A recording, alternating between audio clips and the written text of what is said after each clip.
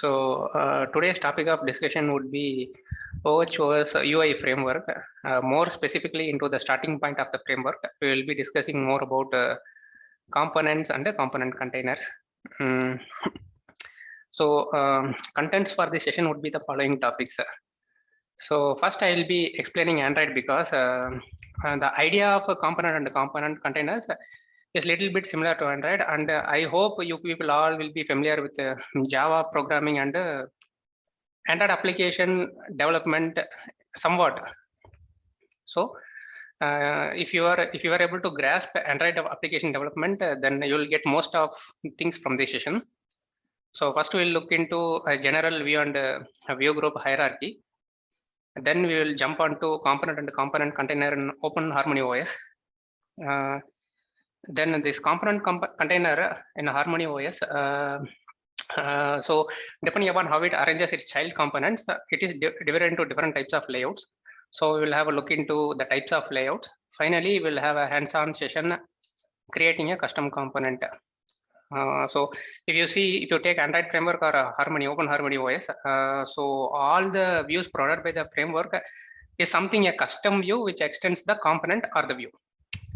So creating a custom view is very much similar how they have created the other views. So we'll be having a hands-on session on creating a custom component. So first we'll look in view and view group architecture. So normally a view is the basic building block of Android's user interface. So you can consider a view as a rectangular area on the screen, okay, and it draws itself and it handles events. For example, so when we have a button, we have click events, touch events, and there are a lot of events. So there are a lot of event handling mechanisms associated with the view that we will look into. And as I told earlier, a view class, right, is the base class for all the views provided by the Android framework. So if you look at the source code of button, text field, edit text, whatever widget, it will actually extend the view class. So this view class will have the base behavior for a view. So everything is a view, and these buttons, text fields, right, they will have use case specific APIs designed for manipulating texts, images, buttons in the sense normal button, what all it behaviors, some extra APIs will be there. That's how a view is designed. So I hope it makes sense. Similarly, view group even is a subclass of view, but view group is the base class for all the layouts. Actually, you can consider a view group as a container which can hold multiple views. As I told, like there are different types of layouts. Which depends on how it arranges its childs. Okay, so the two things you have to keep from here is view is the base class for all the views, and the view group is the base for all the layouts. So this makes more sense when you see. Put in slideshow mode? Sorry? Can you put in slideshow? Slide 2. No, he's making it as full screen slideshow. Okay, fine. What is the shortcut button? Shift F5. Okay.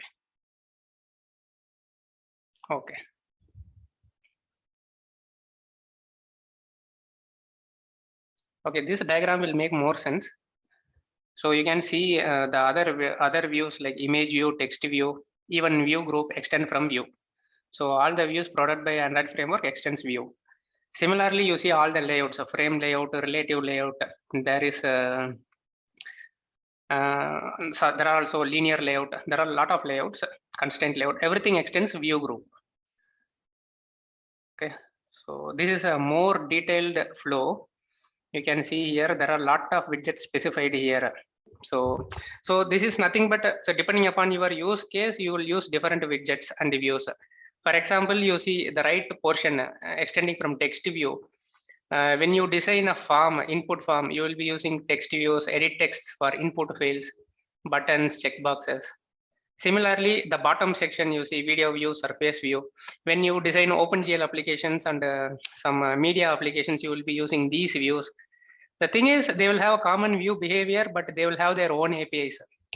Like for a specific view video functionality, they will have some APIs in video view. Similarly, you see there at the top, we have containers as well as date picker, time picker, everything is a container. So everything extends from view group. So this picture makes more sense. So till now, everything makes sense, right?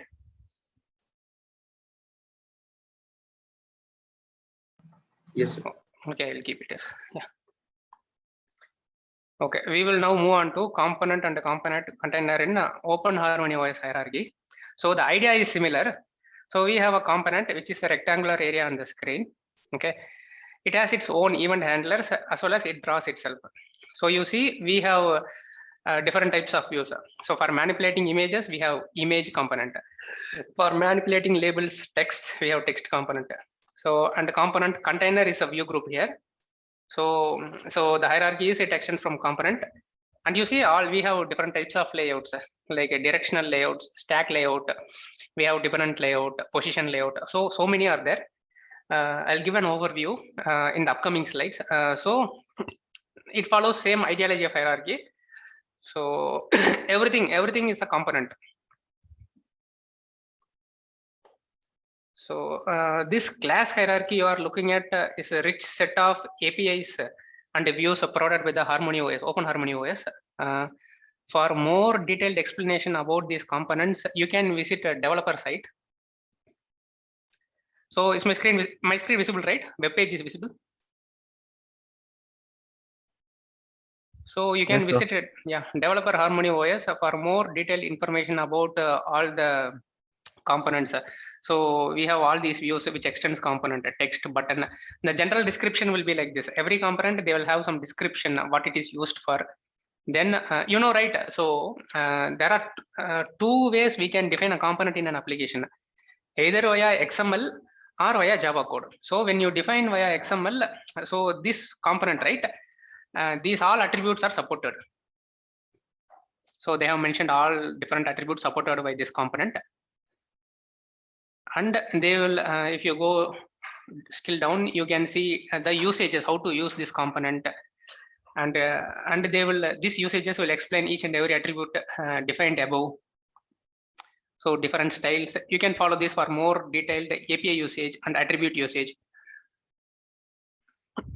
So I'll just show you how to define components. So as I told earlier, there are two ways we can do. So in an application, so yesterday you might have had a session how to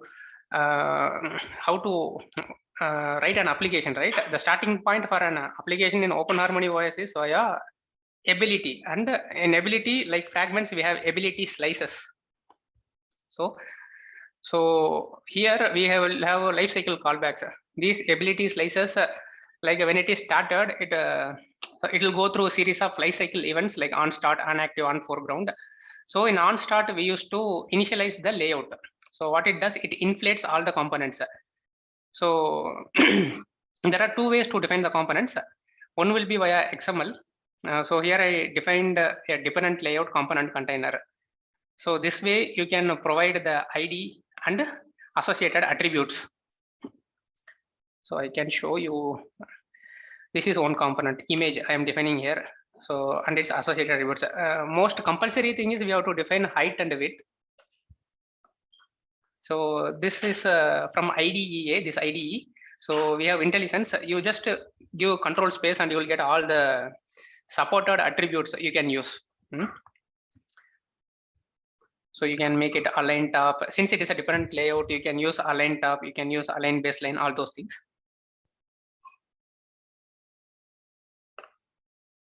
Okay, this is one way of defining a component via XML. The other one would be we can define the component via Java code like this.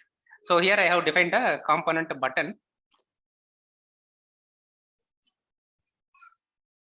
The other attribute would be I'll define a text.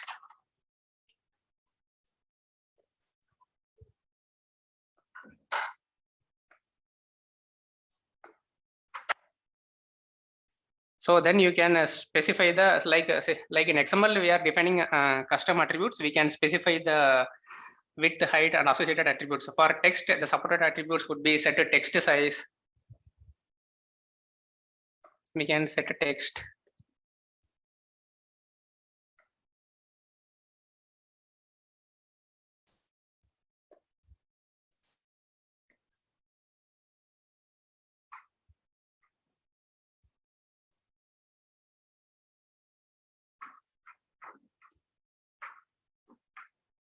I'm giving random values.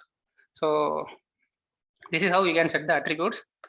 And then here we have defined layout height and width. So for those things, you have to define a layout config and you have to add it to text view. Finally, you have to add this to the component respective component container. Here you can see I have defined a button. I have created a layout config for that button, match content. And then I have set the size, padding, associated attributes, background, everything. And then this layout config I am setting to button. Finally, this will be added to the component container.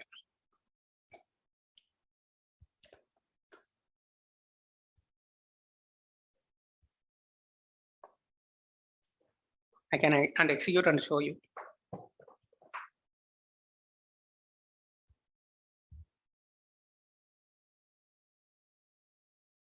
So I have connected a real device via USB. So this is a software called a Screen Copy. You can use this is open source software. So you can see I have created a button here.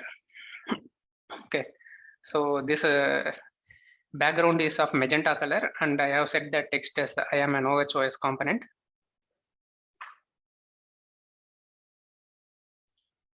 So we are seeing the button currently.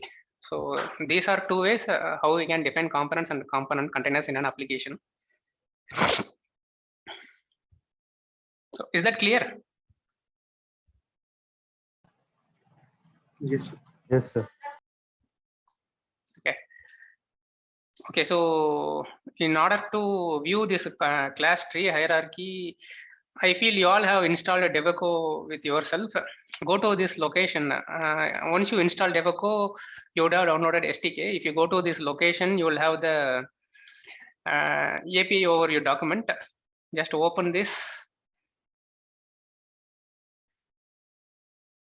And you search for a specific component class. Okay, so in tree view, you will be able to see this is the component class, and every component and component containers you see like it extends component, and these are all the rich set of APIs. There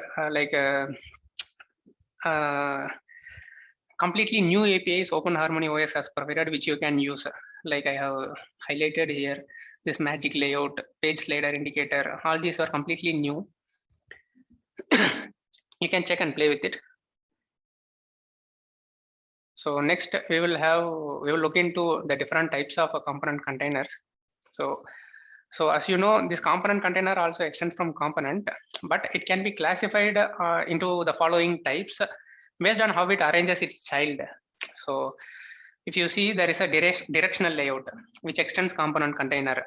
So it got its name directional layout because it arranges the childs in either horizontal direction or vertical direction.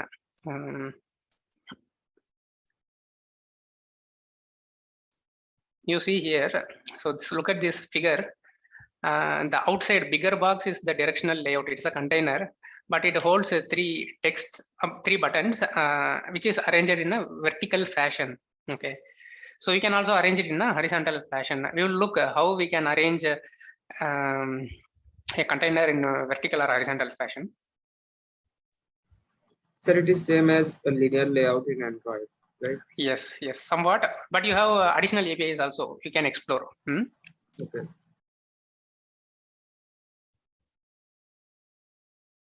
So I have created a directional layout with 4 childs, 4 buttons.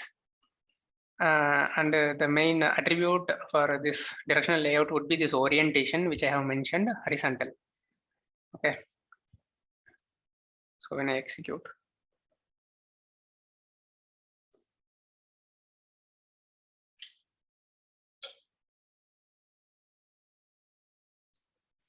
see, so this layout has these 4 childs, right? It has arranged it in a horizontal fashion. Okay, so if you want me to arrange it vertical, we can do it. Here I have mentioned some constant width. There are also a lot of attributes you can play with. Like when you can see here right now, these buttons, I try to minimize it within the view of this phone. So what I did, I have given weight as 4 and weightage for each button as 1. The total weightage for this layout would be 4. So it will be equally divided into one weight for each buttons to contain it within the phone width. So like this, there are a lot of attributes you can play with. So for now, I am removing this. This is not needed. And I'll make button with some 200. You can see I am removing weights.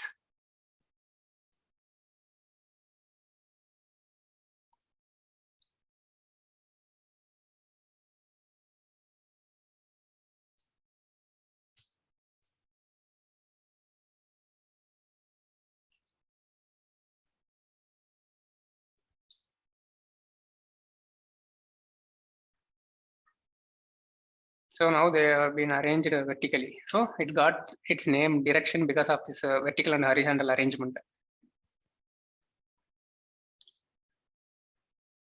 So the next one we'll be looking into is a stack layout. So every layout is named based on its functionality. See, this layout main purpose is to support only one child. For example, the use case would be like when you want to cover the whole view with a whole screen with a single view, like a fragment or list views or list containers, something like recycler view. Then you will go for a stack layout. And in some cases, there are also other cases like you can place 3 different views in full screen, and based on the conditions, you can make them visible and invisible. For those also, people will go for stack layouts. So what it does is, you can see here, provides a layout where components can be overlapped. So in general, only a single child should be placed inside stack layout. If multiple child components exist, they will be stacked one above the other, and the latest component will be displayed on the top. The first view which we used, right, will be on the bottom. Does this make sense? See here, the diagram, it will be stacked one above the other, the views over this container. So I will show you.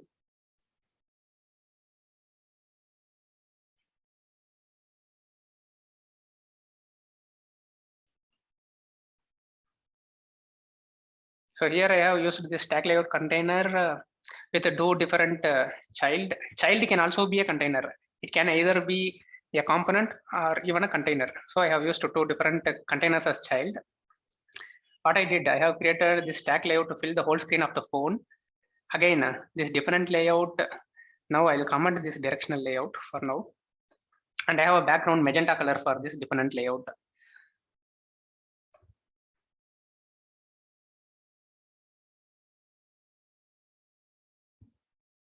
You see now, this directional layout fills the whole stack layout, the container. What if I place this, just I have given just 300 fixed with for the next one with some icon for this directional layout. So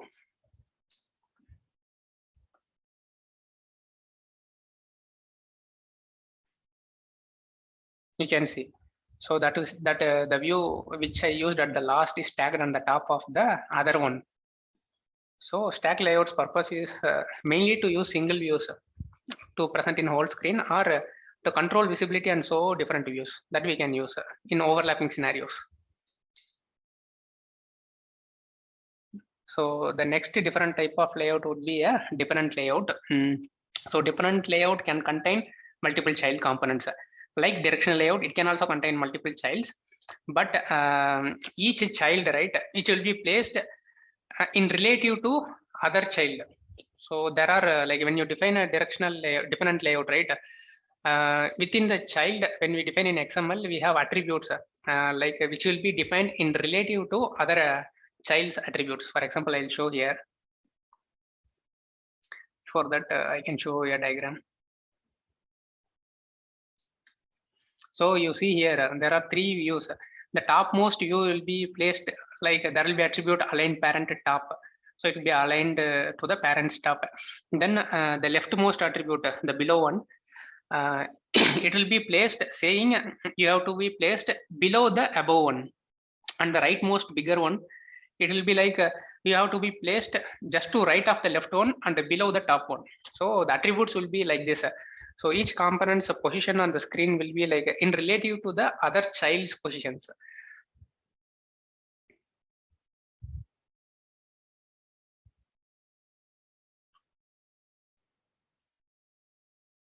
So this is a different layout.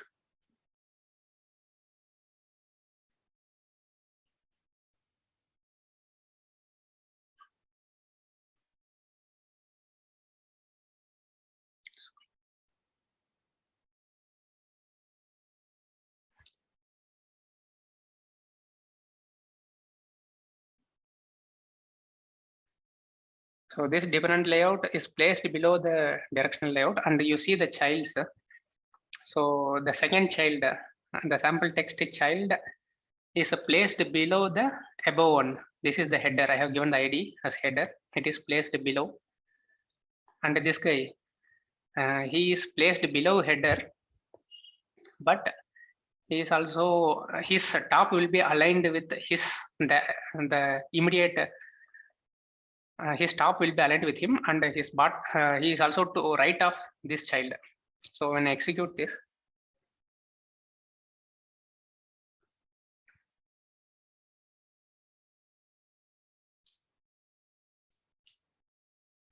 so the above one is a linear layout, sorry, directional layout. The below one you can see that with the text lorem ipsum, this is the bigger child. The next below one is the child 2, the child 3. The child 3 stop is aligned with the left one as well as it is to right of the left one. So this is an example of a different layout. Similarly, we have a lot of layouts. You can check a table layout, position layout, adaptive box layout, and much more. You can check the API documentation. You will find magic layout, stack layout. The stack is explained. There are a lot of table layout. Okay. You can go through this. This is regarding the different types of layouts you can use to compose your UI. Based on your use case, you can arrange them as much you want.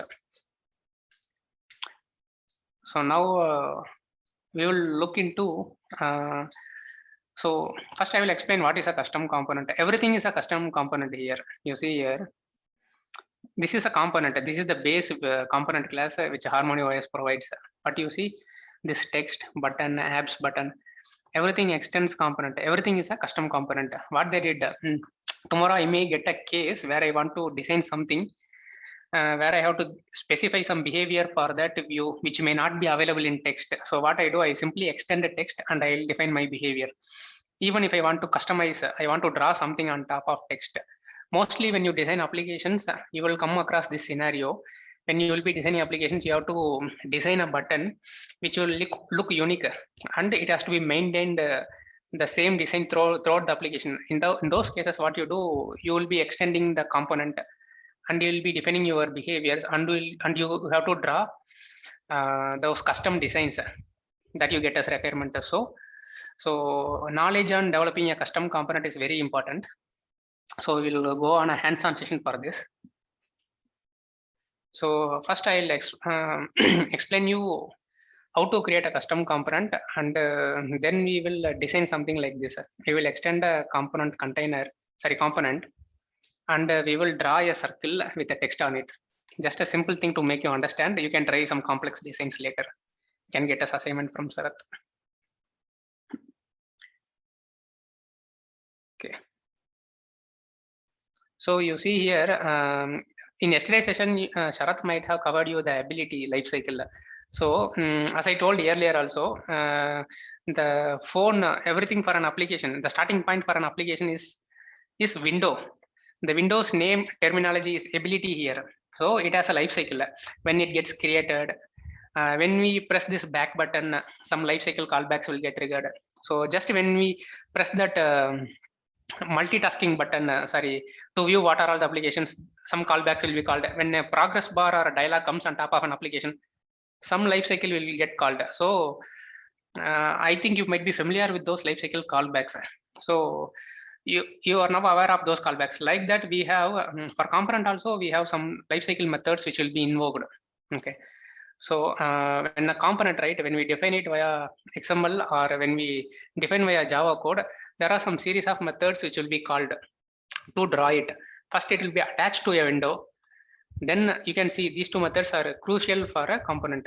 First, it has to, if it is a component container, this estimate size is crucial. but a draw is crucial for even a component or component container. So in case if you want to design design some custom designs within your component, you have to override this draw method. Okay, so in Android you will be overriding the draw method, but here it will be like you have to implement a method called component.draw task. So interface you have to implement, and you will be getting, after implementing this interface, you will be overriding this onDraw method where you provide your custom logic to draw whatever you want.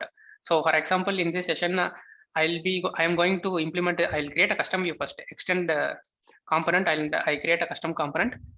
And what I am going to do, and I'm going to implement this draw task. So we will, so using this draw task, we will be drawing this circle and text on top of that. I'll show you how to do that. So I already created that component. We will go from scratch for you for better understanding. Let's name this component as circle component.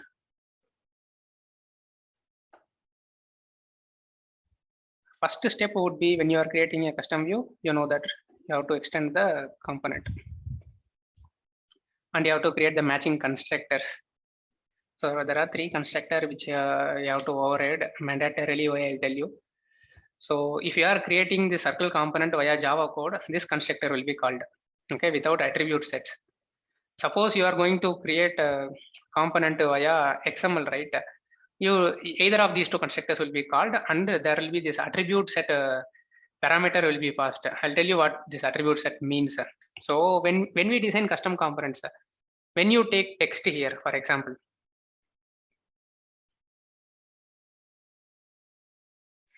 there are some attributes they would have defined very specific to this component. For example, this text font, which will not be available with the component.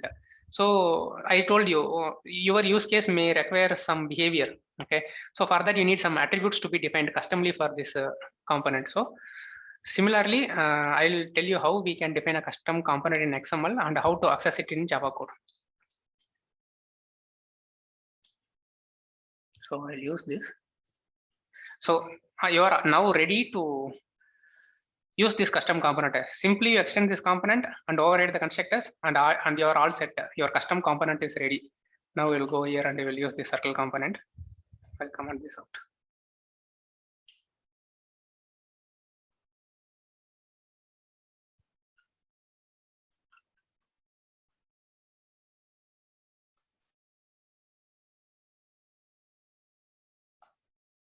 So these are mandatory attributes that we should give. So I am mentioning match parent, which means it will fill the parent. Parent here is dependent layout. Whatever the width of the parent it is, it will fill those. Now we don't have any custom attributes, but we will try to run this and see.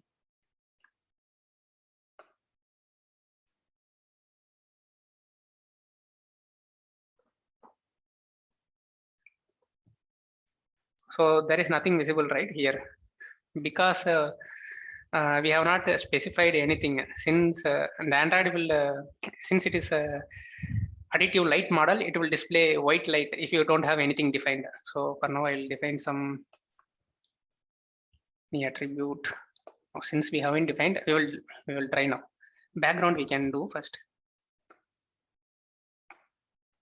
Now I am executing. So this background element attribute is an attribute of a component which we can use. You can see now, given a magenta color, it has changed it to magenta. I'm removing for now. Now we will go on for defining custom attributes. So with our requirement, what we need here is I am planning to introduce 3 custom attributes here. One will be a circle color. Another one would be a circle text. Here it is hello. And the third one would be in the text color. These 3 things I'll define. So the syntax is simply you extend OHOS colon your custom attribute. Now I am giving. So colors generally used to start with a hash. So I have already defined this. This does not exist yearly. We are defining it custom. So I have defined a circle color. So That label. color basically for someone who is seeing this for the first time. So it is the RGB colors that we are defining here. Yes. That is, we can even give the alpha values also. Correct. That is ARGB values you can give, and that will be picked up. You can continue. Yeah. So the circle label text would be, this is magenta circle I am giving because this is a magenta color. Now I am going to access those attributes. So the thing would be, we have to define static attributes first. Like this, whatever it should be exactly the case sensitive one. Whatever we have defined here, right? Circle color, label color, it should be same what we use. How to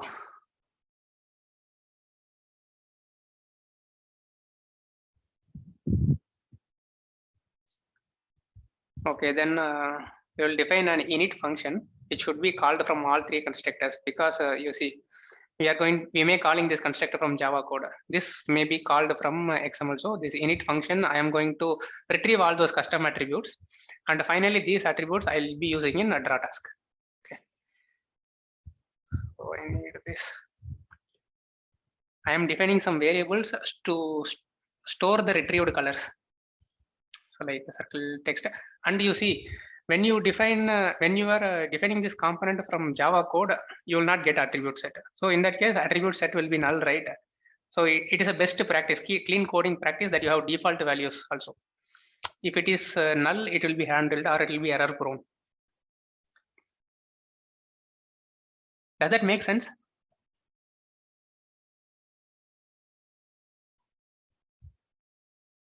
Silent answer I will take as yes.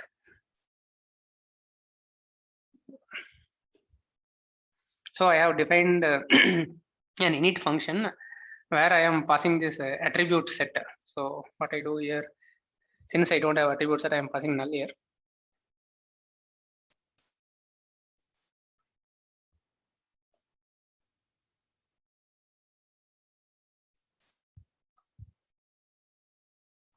And you see here from the attribute set, it is an optional actually. If you will see whether this attributes is present or not. If it is present, I am getting that string value. So you see what all attributes we can define in XML. You see, we can define integer, bools, floats, long, elements. Elements are similar to drawables in Android. Dimensions, colors, all these values we can define via XML. We will be able to access here. So since I defined their string value and color value, so I'm getting, if it is not present, I'm giving some default values also. Okay. So now we have retrieved those attributes. Okay. So the next thing would be the draw task. Now I want to draw the circle. I have the circle information, the colors, text colors. So as I told in the slide, you can see here. So in order to draw a custom view, we have to implement this draw task. So we'll get the onDraw function where we'll do our custom manipulations. So what I'm going to do, make it implement draw task.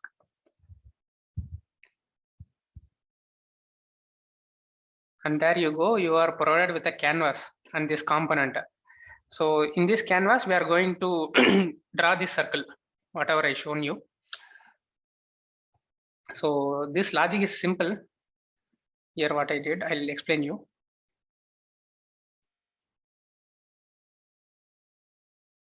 So first I get the components width and height, and I'm taking just a quarter of it, and I'm calculating the radius to draw the circle. So Canvas API in HOS, right, has a specific, there are a lot of functions, there are a lot of draw things you can do. You can draw circles with the different parameters, draw rounded rects, draw lines, oval, everything you can do in Canvas. So all supported functions are there. So you can go to API developer documentation and have a deeper look into these things. So you can accomplish anything in Canvas. My recommend here is to draw a circle. So I need radius. I have calculated the radius from the font's width and height. Whichever is small, I am taking that. And then I have created a paint object here. Okay.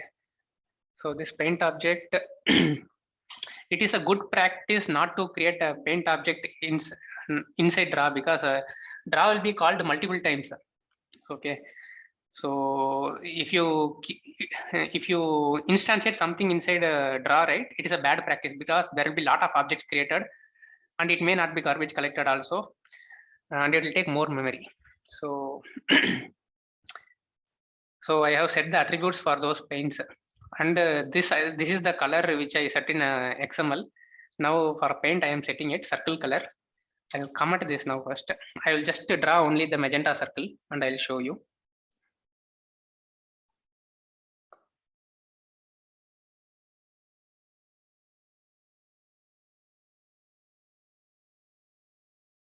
Okay, one sec.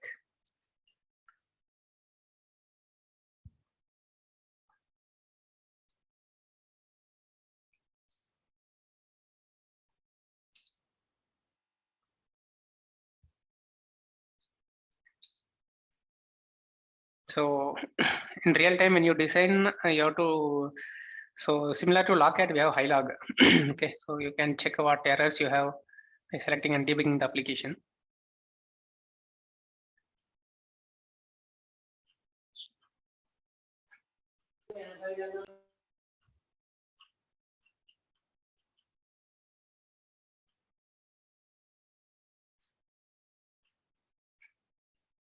Okay, maybe we didn't call the, so see, we have implemented the component or draw task, but we failed to set the listener right. That is the reason it has not called this on draw.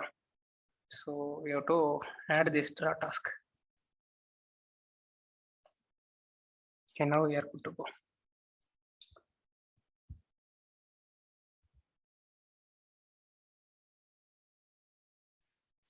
Yeah, so now we have drawn a circle, magenta circle.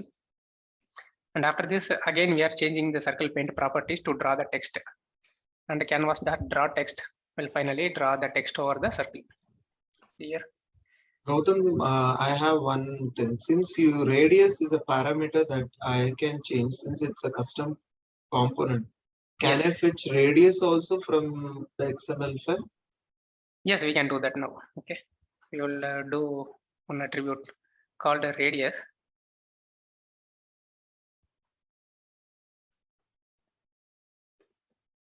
Let me give it some. Okay, you can also, now I am defining a custom, one more custom attribute. Like Sarath told, so when you define a circle, right, it is better to define the radius, let the user can choose. So this is how you like review and improvise your components. So now I have defined that. Here I have to define one more variable.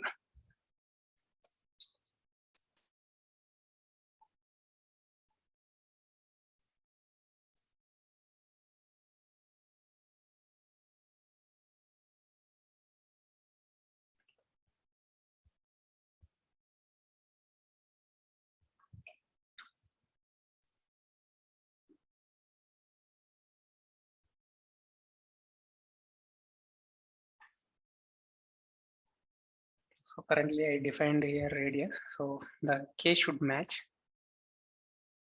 So now I am planning to now to define a variable to hold that.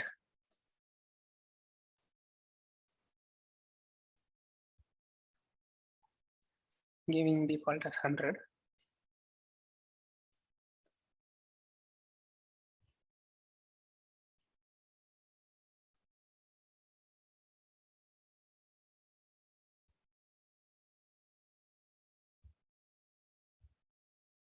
You can see since it is an integer value, this should be radius. I'm making it 100. So now we got the radius and we have stored it here. So here instead of having this piece of, I'm just commenting this. Yes, so it will use the radius which we have defined. So now I have given here, we will check with the different values. We'll run and we'll check.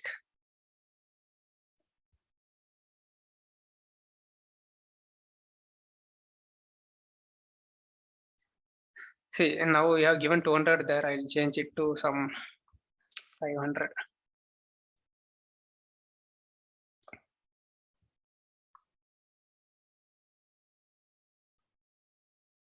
Again, the circle is bigger. Now I have not given radius. It should take 100 by default, right? We have defined the default value there.